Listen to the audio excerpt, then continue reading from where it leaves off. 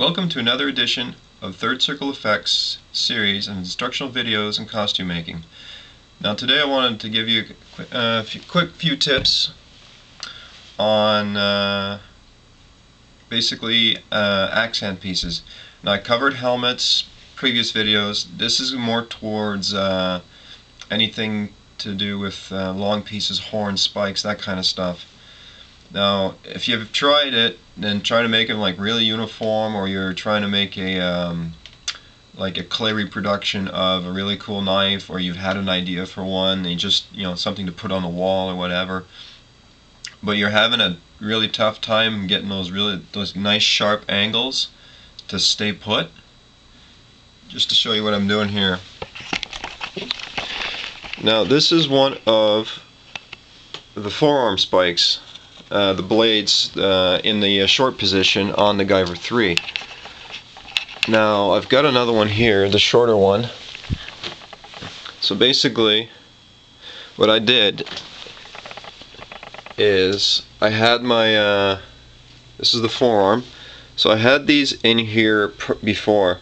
Went in, cut them out, because it's easier to get the shape while it's on the on the actual model. You cut them out, you kind of smoothen the inside, you can see that. Now this fits nicely. So I've got a nice base.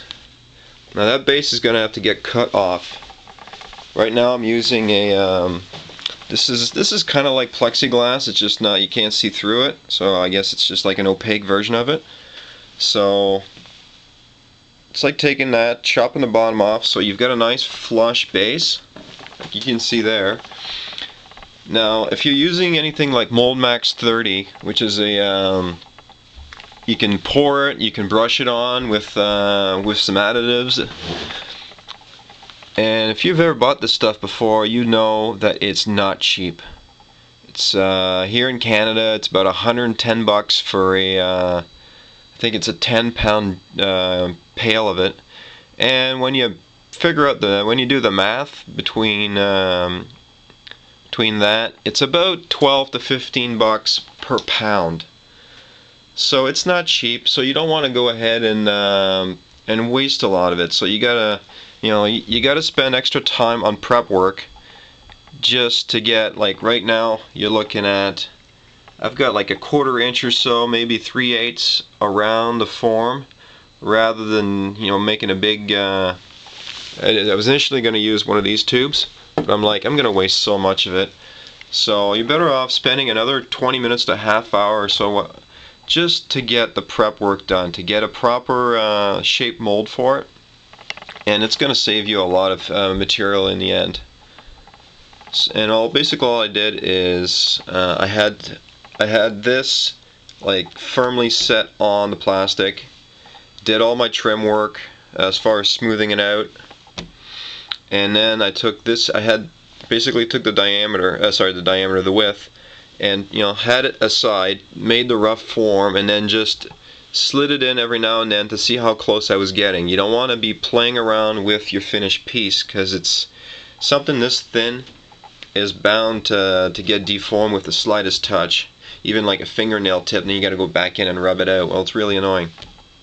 So you want to take something like this and just form it aside, and then all I did is take I took about a 1/4 pound of clay, rolled it up, connected on both ends, came nice and close on the inside, finished it off. Now what you're going to want to do with this is you want to make sure everything around this piece is sealed on the outside, because if you don't, the Mold Max 30 is going to seep through, and you're probably going to have to add some more, or try to wipe it off and seal it back up again. Really annoying. I've tried it before, it's annoying. So you want to seal everything around. Don't worry about the centerpiece, you can always trim that off afterwards. As long as it stays within the mold, you're okay.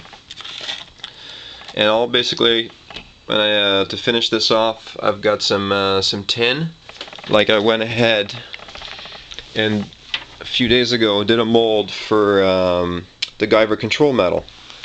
And let's see, let me just flip some lights on here.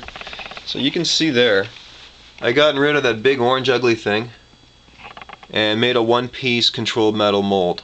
So now I've got that. I can make them anytime I want. Really easy. So you do want to take extra time on the prep work to get something like this right. And then like you'll see right now, I got to add some here so that way the tin doesn't come in contact with the tip of the end tip of the blade.